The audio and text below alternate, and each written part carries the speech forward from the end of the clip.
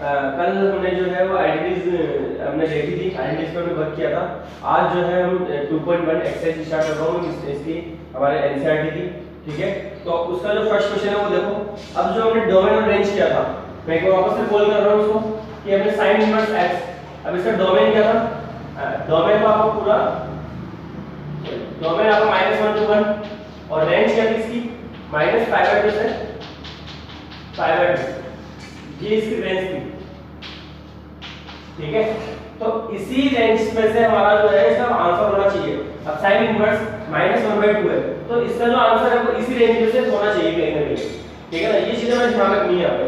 इससे बाहर नहीं होना चाहिए, इससे बाहर होने के अगर हम लेंगे तो आपका आंसर रॉन्ग हो जाएगा।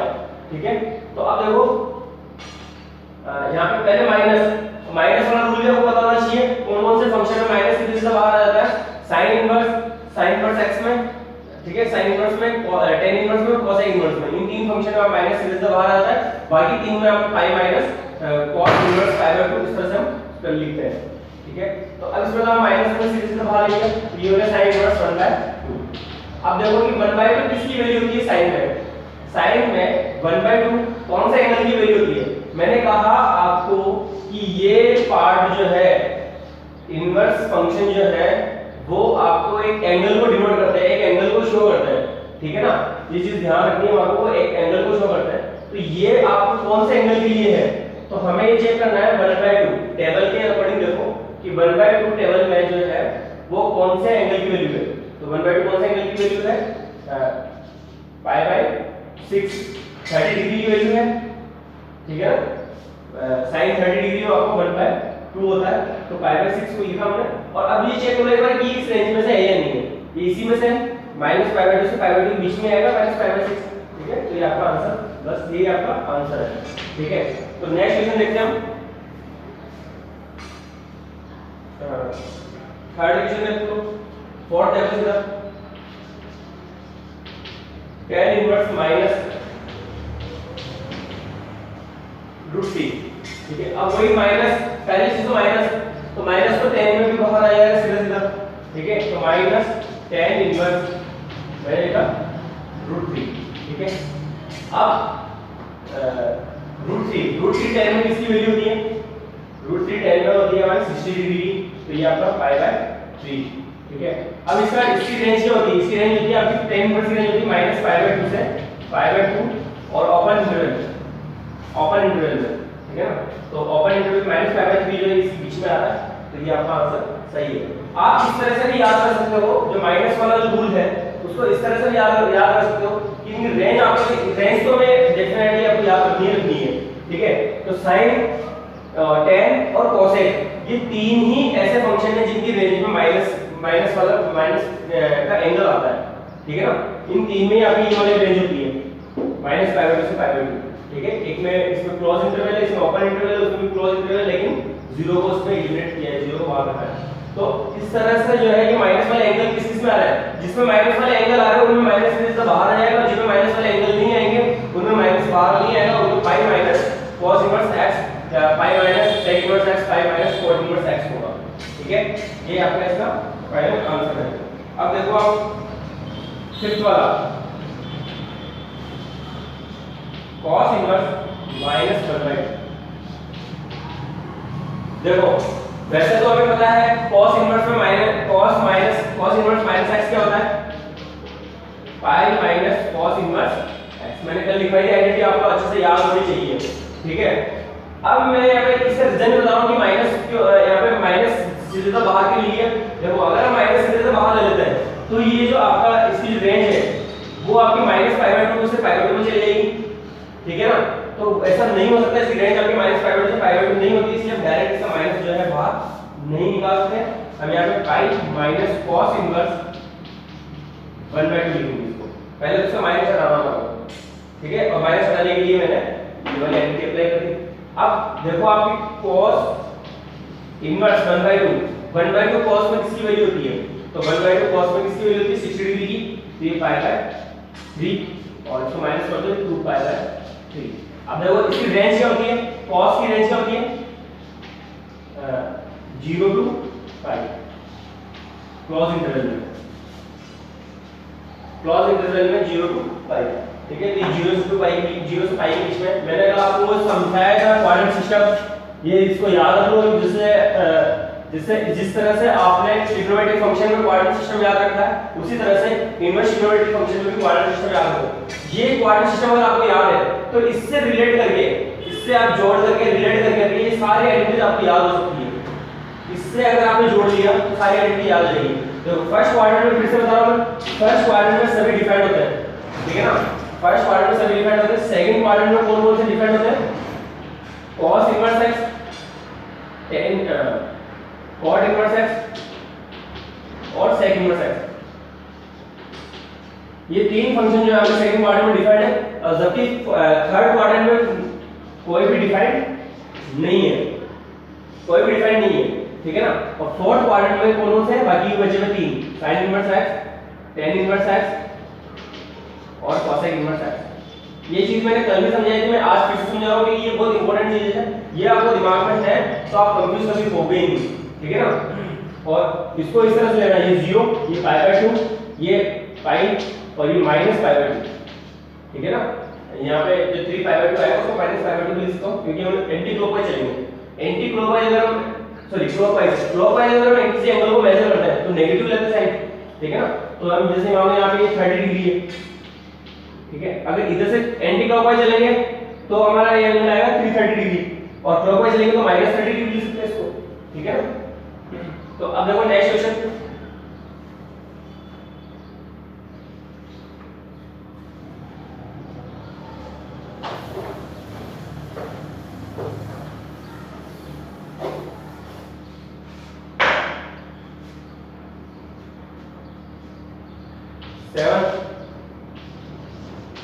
sec इनवर्स 2/√3, ठीक है। अब इसमें ना तो कोई माइनस है, आप सीधा 2/√3 देखो कि sec में ऐसा कौन सा एंगल है जिसकी वैल्यू आपकी 2/√3 होता है, ठीक है। तो cos में √3/2, cos में हमें sec की वैल्यू याद रखने की नीड नहीं है। आप देख लो कि cos में √3/2 किसकी वैल्यू, इसका रेसिप्रोकल कर लो, ठीक है। इसको मैं ये भी लिख सकता हूं, कल हमने एक आइडेंटिटी ये भी पढ़ी थी कि इसको रेसिप्रोकल कर लो और इसको हम लिख सकते हैं √3/2, ठीक है। मैंने कल बताया था आपको ये cos inverse 1/x equal to sec inverse x, और इसी का अपोजिट की sec inverse 1/x equal to आपको cos इनवर्स x, ठीक है। इस आइडेंटिटी से इसको मैंने रेसिप्रोकल किया, अब ये system cos inverse x, clear. तो अब cos इनवर्स में देख लो कि √3/2 कौन से एंगल की वैल्यू होती है, तो 30 डिग्री की वैल्यू होती है, तो ये आपका ओनली π/6 इसका आंसर हो जाएगा, क्लियर। और चेक कर लो कि ये उस डोमेन में है, उस रेंज में है या नहीं। ये चीज अपने दिमाग में फिट रखनी है कि ये उस रेंज में होना चाहिए, जो रेंज हमारे पास डिफाइंड है उस रेंज में से होनी चाहिए एंगल, ठीक है। और अब देखो आप इसमें मेरे ख्याल से सभी 10 तक के सभी क्वेश्चन आप कर सकते हो, ठीक है। फिर भी कोई प्रॉब्लम आती है तो आप मुझे व्हाट्सएप करके पूछ लेना, क्लियर है। अब देखो 11वां क्वेश्चन इसका, तो अब 11वां क्वेश्चन देखो इसका, तो ये 11वां क्वेश्चन देखते हैं। देखो अब 11वां क्वेश्चन आपका यहाँ पे दो तीन फंक्शन आपके एक साथ एडिशन में दे रखे हैं, तो tan inverse 1 plus cos inverse -1/2 plus sin inverse -1/2, ठीक है। तो जैसा भी हमने पहले क्वेश्चन में किया उसी तरह से हम पहले tan इनवर्स x या tan इनवर्स 1 की वैल्यू पुट कर दो, इसमें इसकी वैल्यू पुट कर दो, इसकी वैल्यू पुट कर दो, तीनों को ऐड कर दो, तो वही आपका आंसर हो जाएगा।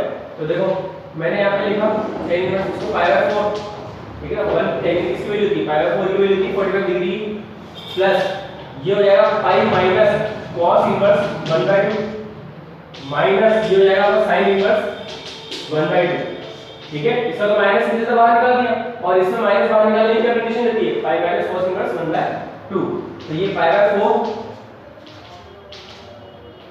प्लस पाई माइनस 1/2 इसकी वैल्यू थी cos में 1/2 होती है π/3, 60 डिग्री की वैल्यू होती है, माइनस ये आपकी 30 डिग्री की वैल्यू होती है π/6। सॉल्व कर लो, ये हमारा आंसर है, ठीक है। ये हमने सॉल्व किया, ये बचा पर 2π है,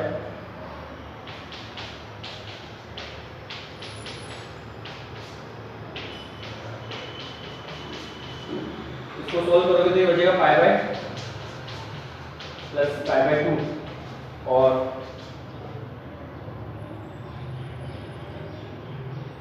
ये हो गया हमारे पास 3 पाई बाय 4। ठीक है, तो ये आपका इसका फाइनल आंसर। अब नेक्स्ट क्वेश्चन देखो आप 12।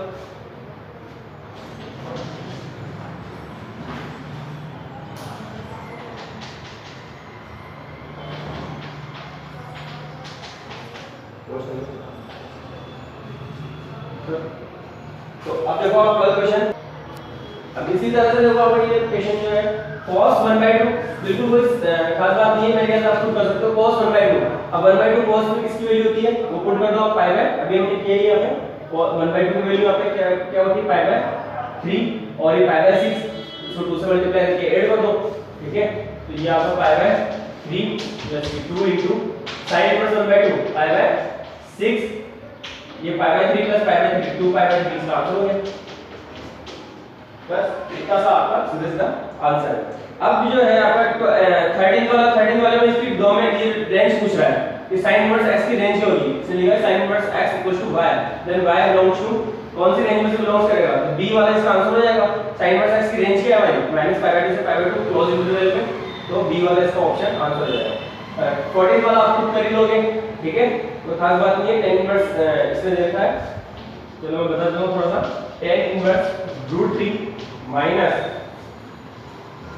sec inverse minus 2। ठीक है, तो देखो ये tan इनवर्स √3 tan में किसकी वैल्यू होती है पाई बाय 6, पाई बाय 3 की सॉरी 60 डिग्री की वैल्यू होती है। ये आपका पाई माइनस sec इनवर्स 2, तो sec इनवर्स, अब sec इनवर्स 2 की वैल्यू पुट करो यहाँ पे, ये प्लस हो जाएगा, प्लीज माइनस की वजह से ये पाई माइनस sec इनवर्स 2 आना पड़ा, तो यहाँ पे प्लस हो जाएगा और ये प्लस sec पर 2 की वैल्यू किसकी होती है पाई बाय 3 की 60 डिग्री की वैल्यू होती है। मैंने कहा आपकी 1/2 cos में हमें sec की आपको नीड नहीं है, आपको वही आपको cot inverse sec inverse cosec inverse की हमने पहले भी हमने जब 11th क्लास में किया था तब भी हमने इस तरह से याद रखा था कि आपको याद करने की नीड, याद रखने की नीड नहीं है, आप वही sin cos और tan की एंगल ही याद रखो और रेसिप्रोकल करके देख लो। अब sec इनवर्स 2 तो 1 cos इनवर्स 1/2 होगा, तो इसकी क्या वैल्यू आती है पाई बाय 3, तो पाई बाय 3 इसकी वैल्यू होगी। ठीक है, तो ये आपका आंसर हो गया minus pi by 3 plus pi by 3 2 pi by 3 और पाई में इसको माइनस करेंगे तो पाई बाय 3 आपका आंसर बच जाएगा, माइनस पाई बाय 3 इसका आंसर हो जाएगा। ठीक है, तो इसमें माइनस पाई बाय 3 वाला ऑप्शन है बी इसका आंसर हो जाएगा। इस तरह से हमने आज फर्स्ट एक्सरसाइज कंप्लीट कर ली है। ठीक है, बहुत ही सीधी एक्सरसाइज थी, विदिन 10 मिनट आपका होमवर्क कंप्लीट हो जाना चाहिए। ठीक है, और जो सेकंड एक्सरसाइज है वो मैं आपको कल से स्टार्ट करूंगा। ठीक है, ओके।